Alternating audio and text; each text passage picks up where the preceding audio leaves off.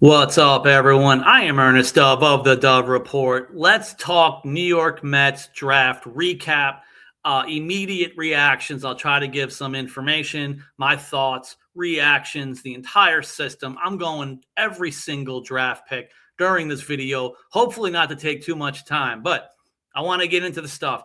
This basically looks like, of course, it's a David Stearns type of draft. There's a bunch of arms, lots of high K rates, high walk rates, high spin rates, a lot of injury history. We have a David Stearns draft class.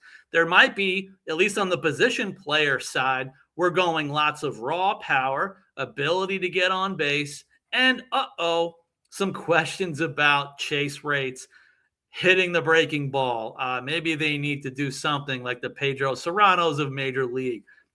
Want to get into it right off the bat.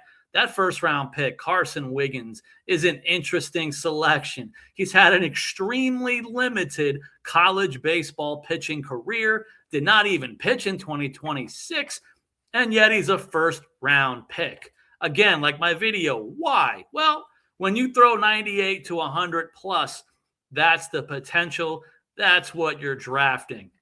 Maybe a fastball slider guy. But again, this is the Mets organization. As soon as he arrives, they're going to be adding things. Is he going to be, not comparing whatsoever, are they going to go the route of the McLean and the Christian Scott with a guy like Carson Wiggins? Are they going to add certain pitches to better develop him and then figure out the command? That's going to be everything. Is he going to have a floor or even a ceiling of a closer, or can he get to a starting pitcher as high as an SP2 frontline starter? A lot to be determined. Again, health first and foremost, which he's healthy now. Let's see. The next pick was the pick Aiden Robbins, the outfielder. Is he now getting some of the slot money? More information a day later. It looks like he's going to be probably getting over slot. He dipped in the draft first and foremost. He had first round talent. So I'm curious if some of that Carson Wiggins money is going to Aiden Robbins amongst a possible high schooler they may have to steal away that they got later in the draft. Then there's the next pick, first, third, because again now, here's the thing about the New York Mets. They did not have a lot of slot money in this draft. They lost 10 spots in the draft because Steve Cohen spent too much money on this losing team.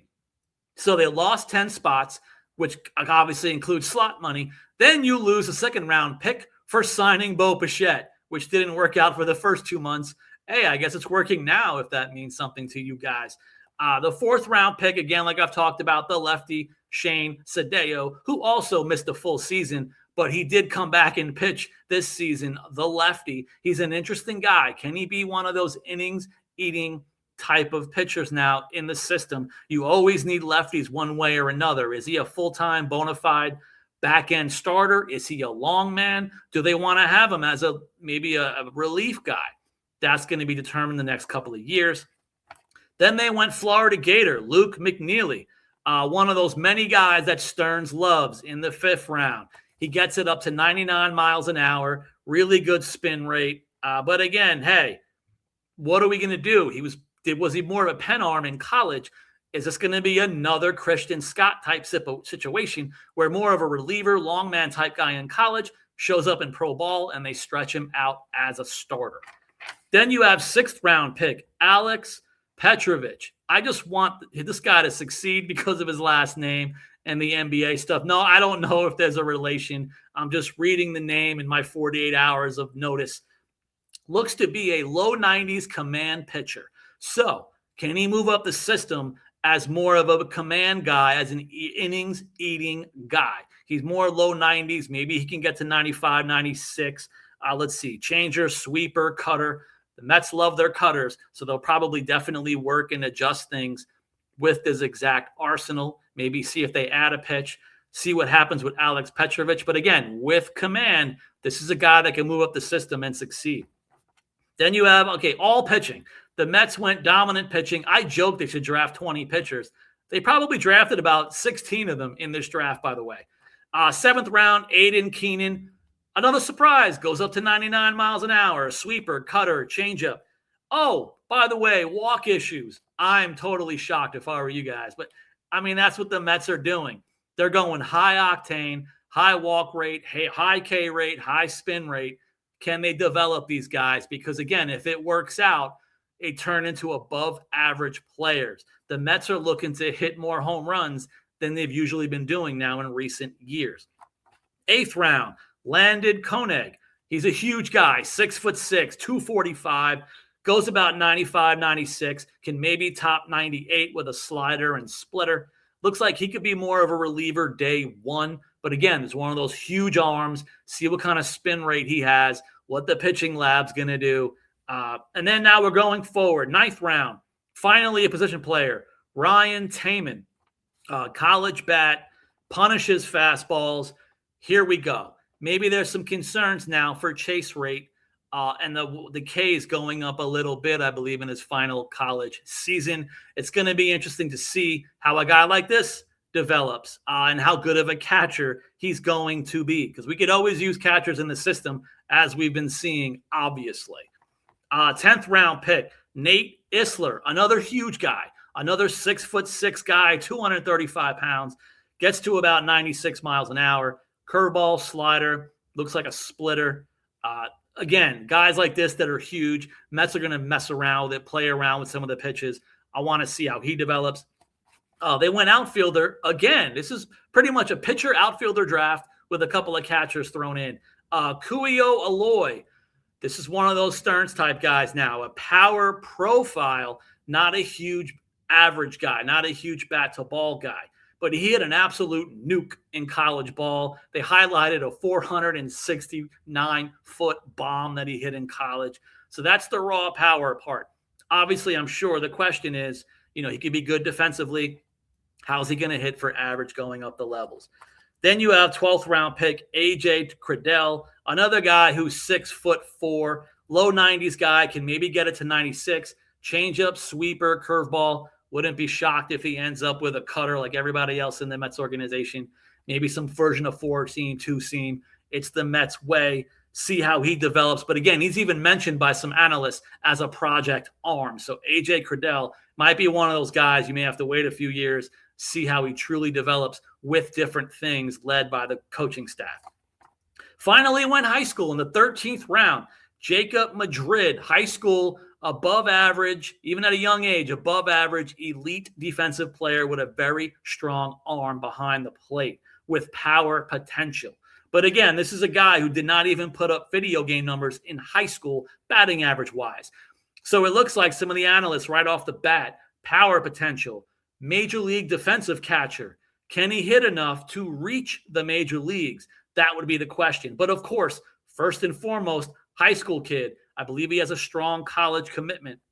Will they get him off the commitment? First things first. Is that also where the Carson Wiggins money, assuming he's way under slot, is it also going to get a player like Jacob Madrid in their system as another young catcher?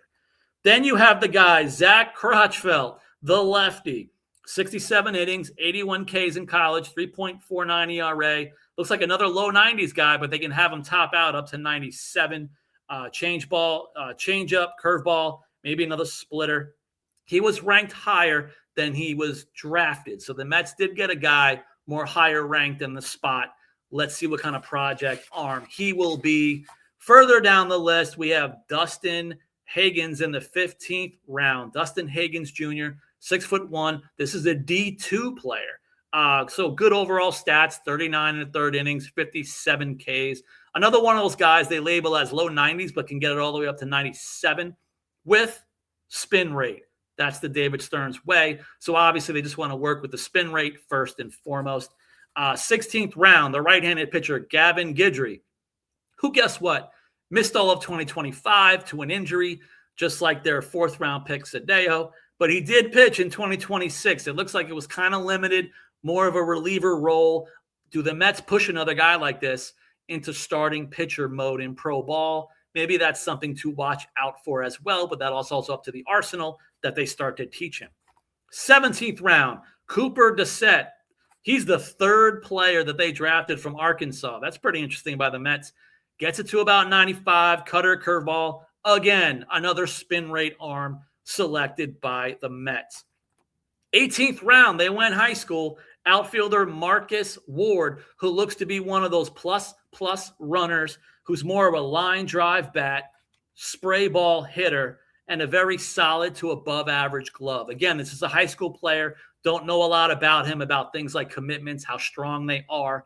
But way down in the draft like this, sometimes these guys don't always sign. But looks like one of those above average run prevention guys with a ton of speed. You probably always worried about the Nick Morabito way, perhaps. How much power overall in doubles and homers can guys like this hit as they get older in pro ball if he signs?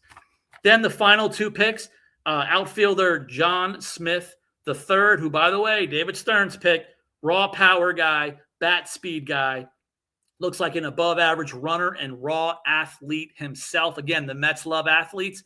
They love power, athletes, and utility and versatility from their position players. He kind of fits all those boxes at the end of the draft. You take your chances with a guy like this, see how he develops. And then finally, same kind of mold, a shortstop, Cooper Schulte. Looks like at the end of the draft, they got an above-average middle infielder. Really good shortstop, finalist for one of the top shortstop awards in college baseball. Another raw power guy, which means how much hit tool, what kind of K rate are we talking about? And again, these a few more of those Morabito type players. That's the quickest I can do the rundown. You guys let me know, because I've been confused. I've been saying it on X.